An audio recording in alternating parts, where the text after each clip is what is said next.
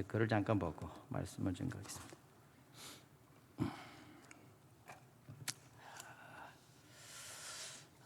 사랑하는 성도 여러분, 하나님의 은혜와 평강이 여러분과 함께 하시기를 간절히 축원합니다. 오늘은 성령 강림절입니다. 주님의 성령이 여러분과 함께 하시기를 간절히 기원합니다. 이 성령의 역사, 바로 이 성령의 임재를 통해서 교회가 시작되었습니다. 성령의 권능을 받고 성도들이 나가 전도하고 복음을 전하기 시작했습니다. 초대교회 예루살렘의 성령의 역사는 바로 마가의 다락방, 거기에 120명으로부터 시작되었다고 기록되어 있습니다. 예수께서 하늘 보좌로 승천하시고 10일째 되는 날, 오순절 날, 오늘 성령이 기도하는 그 성도들의 머리 위에 불의 혀같이 각자에게 임하였다고 오늘 말씀합니다. 이것이 바로 오순절 성령 강림 사건입니다. 사도행전 2장 1절부터 4절에 기록해 보면 오순절날 그들이 성령의 충만함을 받고 성령의 말하게 하심을 따라 다른 언어로 말하기를 시작하였다, 이렇게 말합니다. 다른 언어로 말하기를 시작했다. 성령의 충만함을 받았을 때 나타나는 현상. 오늘 이 성령의 충만함을 입고 각자가 다른 방언으로 말하는데, 이 다른 방언, 바로 이것은 다른 언어, 거기에 있는 많은 사람들이 알아들을 수 있는 언어로 이 성도들이 말을 하면서 복음, 전도를 하더라는 것입니다. 이 시대에 정말 다시 한번 여러분, 우리 교회 위에, 또 이 시대에 하나님의 백성 위에 성령께서 이와 같이 임할 수 있는 놀라운 은혜가 있기를 간절히 소원합니다. 오늘 정말 이 성령 강림절은 바로 우리에게 있어서는 가장 뜻깊은 절입니다. 특별히 우리 감리교회에서는 이 평신도주의를 이 제정해서 성령 강림절에 우리는 지키고 있습니다. 평신도주의, 다시 말하면 평신도주의는 평신도를 주인으로 여겨라, 그런 말일까요? 아니면 평신도가 교회의 대부분이니까 평신도를 한번 생각해봐라, 뭐 그런 얘기인가요? 좀 다소 생소하게 들리고 마음에 들지 않는 이 용어입니다. 굳이 목회자와 평신도를 구분해야 되는지 잘 납득이 되질 않아요. 차라리 이 교회 성도들을 했을 때 주 믿는 자들, 하나님의 백성들, 아니면 일반 그냥 성도의 날, 뭐 이렇게 하면 얼마나 좋았을까. 평신도라는 말을 쓰는 그 자체가 사실 엄밀히 말하면 목회자와 평신도라고 하는 일반 성도들을 구분해버린다 하는 의미가 깊이 들어가 있는 거 아닙니까? 이 말들은 바로 로마 캐톨릭에서부터 이 사제, 신부들과 일반적인 그 성도들을 양분하기 위해서 썼던 용어들입니다. 다시 말하면 목회자와 평신도라고 하는 이 서로의 마치 계급적인 것으로 나누는 이 말들이 통상적인 개념으로 굳어져서 점점점 교회마저도 쓰고 있다는 사실입니다. 사실 우리 모든 성도들은 사실은 하나님 앞에 부름받은 소명자예요. 또 한 가지는 모든 주의 백성들은 왕 같은 제사장들이다, 이렇게 성경이 말하고 있습니다. 그렇기 때문에 사실 어떻게 보면 사명자와 어떤 그런 제사장으로서 부름받았다면 사실 굳이 목회자와 평신도라고 하는 그런 구분을 할 이유가 없다라고 저는 생각합니다. 복음을 전하는 복음 증거자, 아니면 복음을 지키고 교회를 지키는 그러한 교회 사명자, 이렇게 부르면 더 좋지 않을까 생각합니다. 중세 가톨릭 교회가 서방 이 로마 교회에서 성지자 위치를 점점점 특권화시켜서 결국에는 마지막에 교황권을 세워나가는 방식으로 세웠습니다. 그래서 교황은 무오하다, 죄가 없다, 마치 인간 신이라는 거죠. 그래서 이 교황 무오설을 하다 보니까 점점점 이 사제들, 신부들, 이와 같은 사람들이 점점 일반적인 성도들과 구분이 되기 시작했죠. 그러나 사실 생각해 보세요. 인간의 누구나 다 오류를 범할 수 있습니다. 사람이란 누구나 실수할 수 있죠. 때로는 잘못을 인정하고 새롭게 회개하고 거듭나야 된다는 것을 우리에게 말씀하고 있습니다. 오늘 본문 38절에도 베드로가 이르되 너희가 회개하여 각각 예수 그리스도의 이름으로 세례받고 죄 사함을 받으라. 그리하면 성령의 선물을 받으리니. 오늘 설교 제목에 있어서 말씀에 성령의 선물, 성령의 선물. 자, 오늘 성령은 선물로 우리에게 왔다 라는 것입니다. 예수님께서도 그 제자들과 무리에게 너에게 아버지께서 약속하신 것을 너희가 받기 위해서 이 성을 떠나지 말고 약속하신 그 약속의 그 하나님의 선물을 기다리라. 약속의 성령을 기다리라. 그들이 합심해서 기도하고 그리고 하나님 앞에 간절히 구할 때 비로소 성령께서 저들이 임하셨습니다.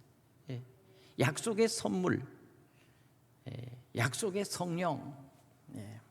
오늘 이 성령을 받은 사람들이 그만 가슴이 뜨거워지고 불을 받고 그리고 나가서 복음을 전도하기 시작했던 것입니다.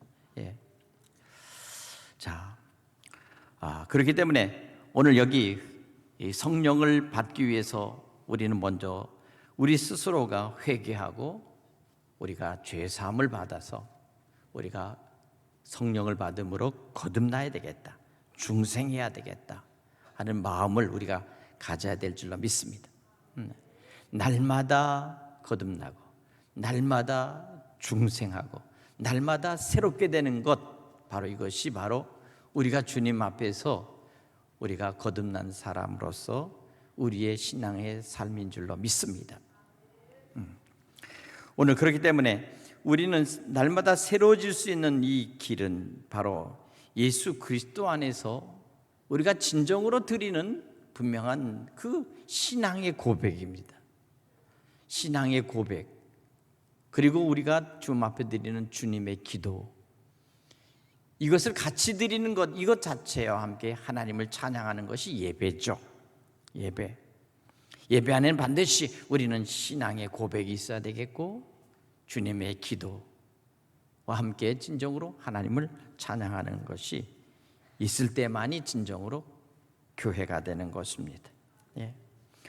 오늘 우리는 이와 같은 것을, 우리는 이 교회가 사도들이 교부 때부터 초창기에 이미 약속하고 정한 것입니다. 우리가 결코 이 진리와 교리를 지키기, 기독교의 복음을 지키기 위해서는 우리는 반드시 이와 같이 주님 안에서의 고백, 이 고백이 바로 사도신경이죠. 사도신경으로 우리는 고백하는 것입니다. 우리의 신앙을 고백하는 것입니다. 오늘 그렇기 때문에 우리는 우리의 고백이 우리의 예배 속에서 언제나 있어야 될 줄로 믿습니다. 이 교회의 평신도에 대한 이야기를 좀 더 하겠습니다. 이 평신도라고 하는 것은 사실 교회는 예수님이 주인이시고 또 예수님을 통해서 모든 것들이 이루어져야 되겠는데, 오늘 잘못하면 이 예수님이 주인이 아닌 사람이 주인이 되는 교회가 된다는 겁니다.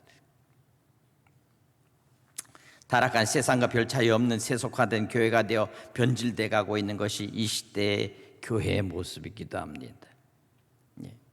그러다 보니까 점점 사람들에게 있어서 교회가 외면당한다는 거예요. 제일 싫은 소리 중에 하나는 바로 사람들이 뭐 천주교회나 개신교회나 별 차이가 없지 않느냐라고 일반적인 세상 사람들이 얘기를 해요. 다시 말해 캐톨릭에서부터 종교 개혁을 하고 마틴 루터가 505년 전에 지금 종교 개혁 505년이 되는 해입니다. 올해가. 근데 이제 사람들이 교회를 바라볼 때 캐톨릭 교회나 개신교회나 무슨 차이가 있습니까? 라는 얘기를 할 때 사실 이거 자존심 상하는 겁니다. 개신교의 정체성과 교회가 교회다운 생명을 이제는 천주교회만 또 못하다. 만약 이렇게 한다면 어떻게 하겠어요? 예? 천주교회는 세상 속에서 그 교회가 그 공교회로서 역할을 하면서 오히려 개신교회보다 천주교회 낫다라는 얘기를 하는 이와 같은 상태까지 되면 이거 정말 보통 문제가 아닌데, 우리는 지금 이와 같은 속에서 교회가 스스로 변화를 해야 되겠다는 사실입니다. 교회가 점점 높아지고 교권화되고 그리고 점점점 교회가 타락하고 그리고 결국 이와 같은 상태에서 나타날 때 이 교회를 사람들이 외면하죠. 요새 초등학교 애들 조사를 하면서 설문조사했는데 초등학교 아이들 중에서 교회에 대해 관심을 갖는 사람이 몇 프로냐라고 했더니 초등학생들 사이에서 교회를 관심 갖고 그리고 교회에 대해서 아는 사람들은 딱 8%가 나왔다고 합니다. 8%. 다시 말하면 교회에 관심이 없다는 거죠. 예. 아이들의 그 관심 속에서 교회에 대하여 8%밖에 관심이 없는 그 아이는 사실 엄밀히 말하면 그 부모들의 신앙 속에서 그 아이들이 자란다면 과연 8%밖에 안 되는 그 관심을 가지고 아이들이 교회를 이해할 수 있을까 하는, 이게 최근 밝혀진 사실이에요. 예. 그러나 한 가지 고무적인 것은요, 4세부터 14세까지 아이들에게 복음을 가르치고 교회와 함께 말씀을 제대로 가르친 아이들은 그 아이들이 성장해서 놀랍게도 4세에서부터 14세까지 가지고 있는 아이들이 장래 크고 장성해서 거의 80%가 신앙을 다시 갖게 되더라는 거예요. 80%. 15세부터 30세까지 그러면 예수를 믿고 돌아와서 교회 다니는 애들은 그럼 어떻게 됐을까? 나중에 보니까 걔네들은 딱 10%만 교회에 돌아오더라는 겁니다.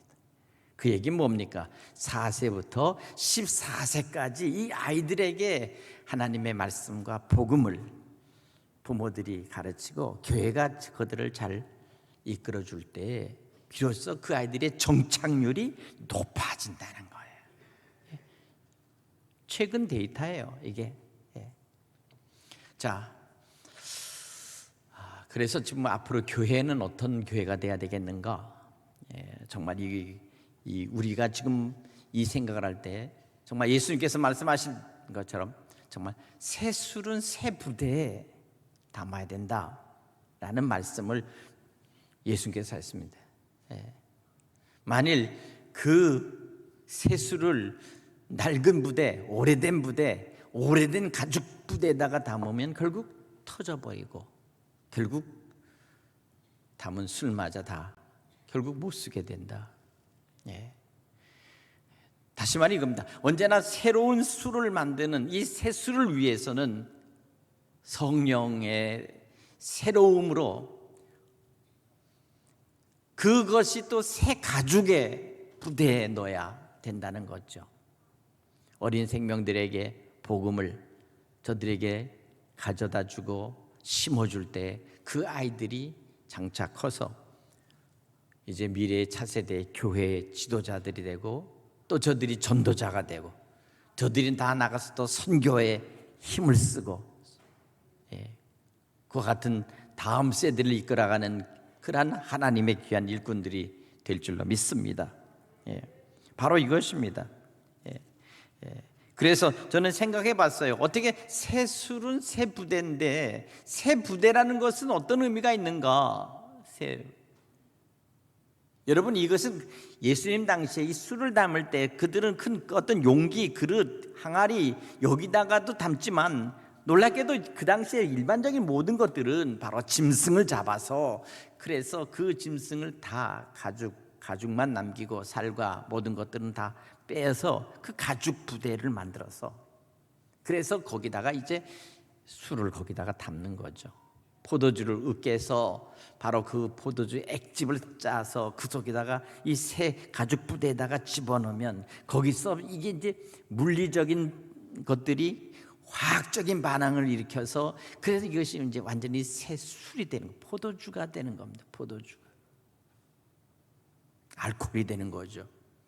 이 새 술이 오래되고 묵으면 점점점 변화되면 이제는 이 새 술은 이제 나중에 꺼내서 사람들이 유용하게 마시고 또 그것을 음료로 사용하기도 하고 또 하나님 앞에 드리는 제사의 제물로 드리기도 하지만 놀랍군요.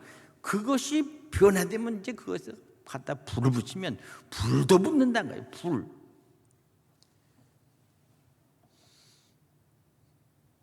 물로 된 이 포도 액집이 새 술이 돼서 술이 되고 그것이 더 나아가서는 그것을 한번 그걸로 불을 붙이고 불이 되고 정말 그렇게 해서 정말 상처나고 곪고 그래서 수술해야 되는 부분에 대한 갖다 들이부면 그냥 모든 것들이 깨끗하게 질병 모든 균이 다 소멸되고 알코올로 그렇게 변화되는 거죠. 물리적인 반응에서 화학적인 반응에서부터 완전히 영적인 하나의 큰 반응으로 보이듯이 우리가 주님의 안에서 이 새 술이 될 수 있도록 하는데 중요한 것은 새 가죽 부대를 만들려면 반드시 염소나 양이나 그 어떤 짐승이 반드시 희생돼야 된다는 거예요. 희생된 그 가죽 부대의 새 부대가 준비돼야 된다는 거예요. 거기에 비로소 새 술이 만들어지는 것이죠. 오래되고 이미 낡아지고 거죽이 빳빳한 그 속에다가 이 새 술을 갖다 보면 이것은 결국 터져버리는 것입니다.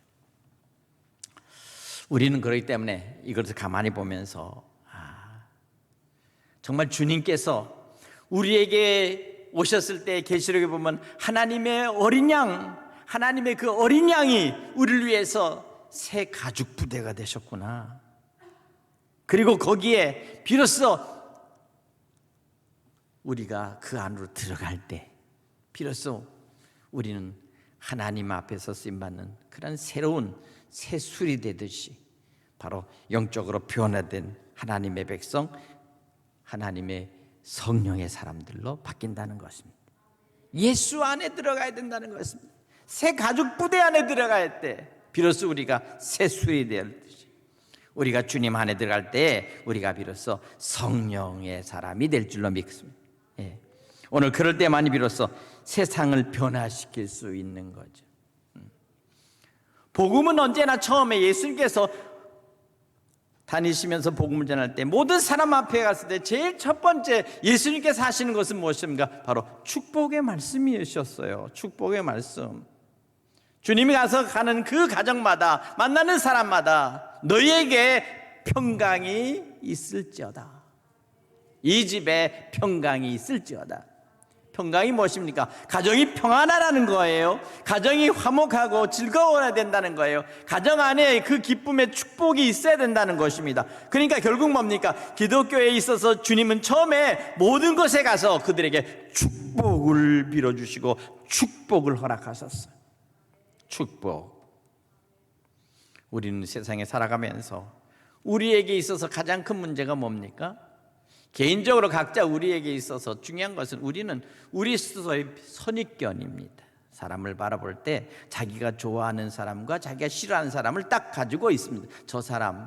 그러니까 언제나 다른 사람들에 대한 이 선입견이 우리에게 가득하다면 결코 내게 다른 사람들에게 축복해 줄 수 있는 사람도 있고 기분 좋게 잘 저들을 대할 수 있고 미소 짓고 인사하고 그리고 같이 함께 갈 수 있는 사람도 있지만, 그러나 처음부터 꺼림칙하면, 아니면 처음부터 내가 싫은 사람은 언제나 얼굴을 돌릴 수 있다는 거죠.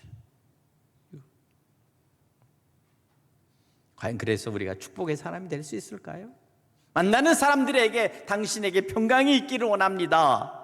당신의 이 가정 속에 하나님의 축복의 평강이, 하나님의 축복이 임하기를 원합니다 라고 축복을 빌어주고 축복을 전해주고, 그리고 언제나 모든 사람들에게, 그 어떤 사람에게, 심지어 알 수 없는 그런 얼굴이 다르고 피부 색깔이 다르고 그리고 우리의 모습이 다르다 할지라도 저들에게 동일하게 저들에게 축복해 줄 수 있는 사람, 평강을 함께 나눌 수 있는 사람, 바로 여기에 이와 같은 사람이 될 때 비로소 복음이 증거되고 전해질 줄로 믿습니다.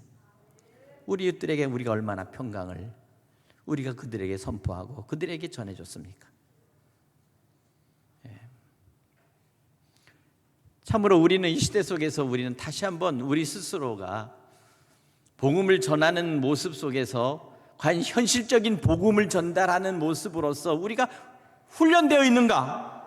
우리가 복음을 가지고 나갈 때 당장 그 누구인가 마주칠 때, 마주친 그 순간 우리가 그들에게 어떤 영향을 갖고 저들과 함께 얼굴을 맞이할 수 있는가? 바로 그겁니다. 당신이 다른 사람을 볼 때 대면대면하게 봅니까? 아니면 다른 사람을 볼 때 혹시나 하고서 긴장하고 봅니까? 아니면 다른 사람들을 볼 때 내가 어떤 마음을 가지고 되니? 진정으로 만일 우리 안에 복음이 있고 진정으로 우리 안에 참된 사랑과 소명이 있다면 만나는 사람이 기쁠 거예요. 만나는 사람들을 볼 때마다 우리가 행복할 거예요. 왜? 우리에게 생명의 복음, 이 진리의 기쁨을 같이 서로 나눌 수 있는 그 사람을 만나는 순간 바로 우리는 그들과 대할 때 우리의 모습이나 태도가 다를 거니까. 그렇잖아요? 동감합니까? 그겁니다. 내 모습 속에 실제적인 그 실제 복음의 내용이, 내 삶의 모습 속에서 실제 주님 안에서의 주님의 마음이 어떻게 나타나느냐, 어떻게 영향력을 발휘하느냐, 이 모든 것들이 당신이 바로 복음의 편지가 되며 실제적인 복음의 실제 능력이 아주 작은 미소 속에서나 그 마음의 전달이나 아니면 그 입술이나 당신의 눈동자 속에 드러나지 않는다면 결코 복음은 어디 가서 우리가 찾는 겁니까? 복음은 현실적인 거예요. 당장 이 교회를 나가는 그 순간 저 골목에서 어떤 사람이 튀어나올 때 그 사람과 사이에서 우리의 진정한 관계는 복음의 관계인지 아니면 세상의 관계인지를 우리는 분명히, 우리 스스로가 분명히 내 안에서 나타날 거라고요. 나타난다고요. 행동 유형이 내가 어떻게 나타나느냐에 따라서 내 안에 있는 참된 가치와 내 안에 있는 참된 복음의 비전이 나타나는 것인지 아니면 세상 속에서 모든 것들을 세상의 방법으로 대하는 것인지를 우리는 분명히 해야 한다는 것입니다. 이것에 대한 내 안에 온전히 복음으로의 정체성이 있지 않는다면 결코 우리의 복음은 복음이 아니라 내 안에 있어서의 있는 하나의 종교로 머물러 있는 거잖아요. 그렇죠? 이해가 가십니까? 우리 이것을 고민해야 합니다. 다른 것을 고민할 이유가 없어요.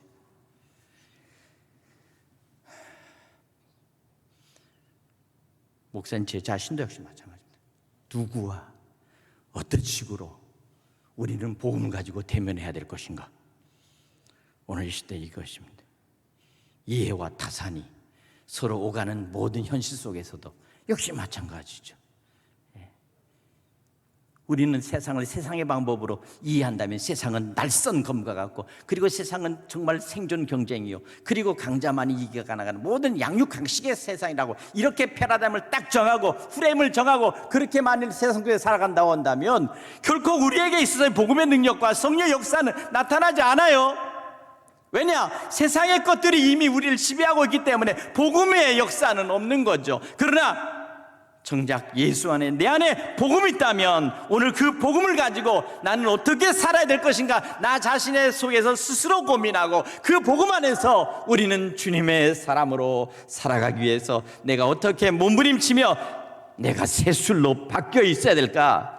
포도즙이 아니고 그 물이 아니라 그것이 변하여 새술이 되기 위해서 새로운 화학작용과 함께 성령의 역사가 일어날 때, 비로소 그 성령의 역사 속에서 비로소 저들이 나갈 때 어떻게 하면 좋겠습니까?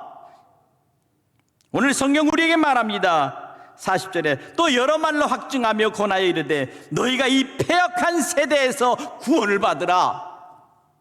오늘 이 세대가 좋은 세대입니까? 구원받을 만한 세대인가요?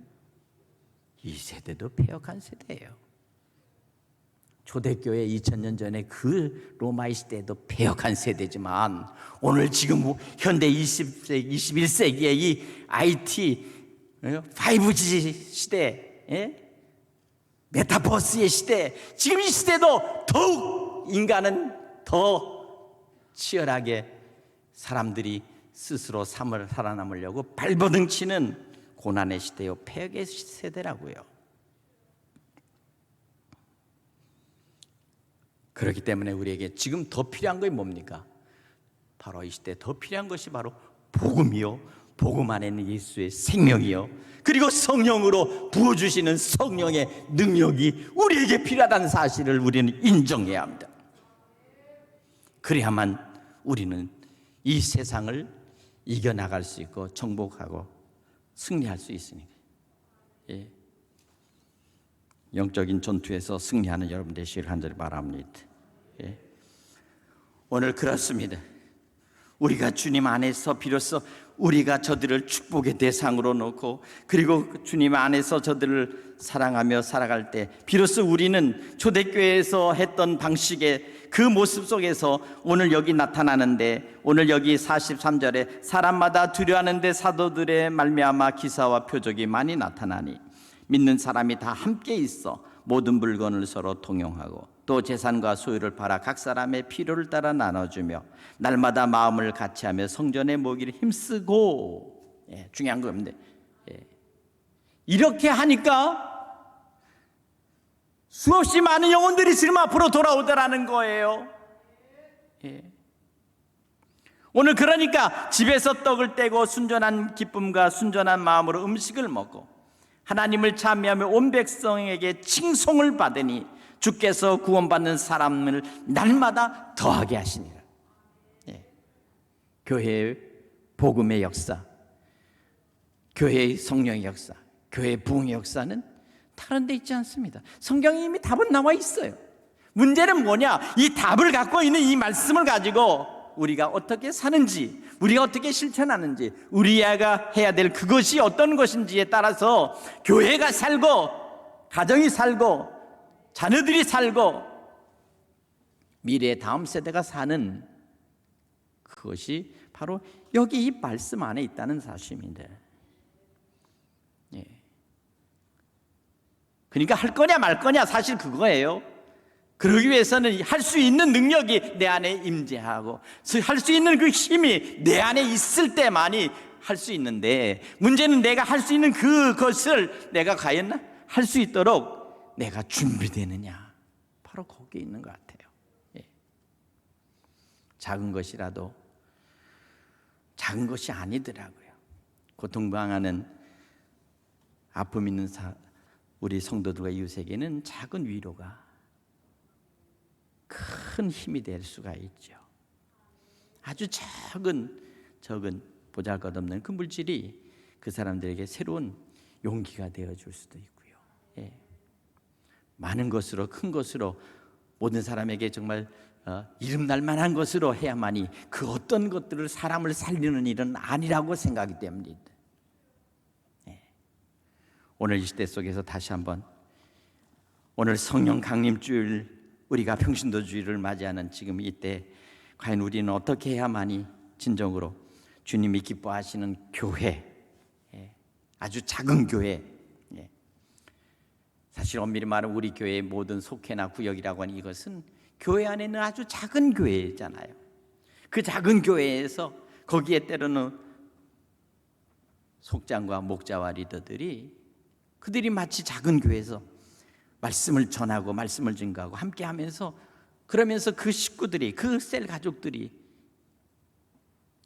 거기서 작은 교회로서 오늘 하나님의 나라를 회복해 가는 일이요, 거기서 서로 함께 같이 서로 나누는 일이요, 떡을 떼는 일이요, 그리고 함께 같이 기도하면서 함께 같이 할 때, 그리고 어려운 이웃들을 함께 도울 때, 축복해 주는 사람으로서 거기에 세워져 있을 때 오늘 비로소 복음은 증거될 줄로 믿습니다. 세상은 축복받기를 원하더라고요. 행복하기를 원하더라고요. 그러니까 우리 적어도 전제적으로 주님의 복음 안에서 너희에게 평강이 임할지어다라고 하신 그 말씀으로 언제나 그 가정과 그들을 주님께서 만나주시면서 그들을 치유하시고 회복하게 하시며 그 가정에 있는 모든 문제를 축복하시고 그 문제를 해결하시는 것을 보면서 우리 또한 하나님의 사람으로 축복의 사람이 돼야 되겠다. 할렐루야. 진정으로 축복해 줄 수 있는 사람, 진정으로 저들을 위해 평강을 해줄 수 있는 그 마음은 주님 안에서, 성령 안에서 내 안에 가득 갖고 있는 그 담아져 있는 것이 결국 나가는 거니까. 그렇잖아요. 마음의 여유가 없고 나도 힘들고 고통하고 괴롭고 답답한데 누구를 평강을 줄 수 있으며 누구에게 위로자가 되겠어요? 오늘 이 시간 우린 다시 한번 초대교회에 주님의 성령이 임했던 그 역사 속에서 다시 성령을 사모하며 성령을 의지하고 주여 우리에게 성령을 부어주시옵소서, 이와 같은 간절한 사모함이 있어야 될 줄로 믿습니다. 성령 안에서 포도주가 불로 불을 밝히듯이 성령 안에서 우리 안에 주의 성령의 불들이 다 들어있기를 간절히 바랍니다. 그래서 정말 우리가 가는 곳에 불을 밝힐 수 있는 그러한 믿음의 성도의 삶이 되어지기를 간절히 축원합니다. 기도하겠습니다. 주님 은혜 감사합니다. 오늘 우리에게 주신 성령, 주님, 이 패역한 세대 속에서도 주님 주의 성령을 역사하시고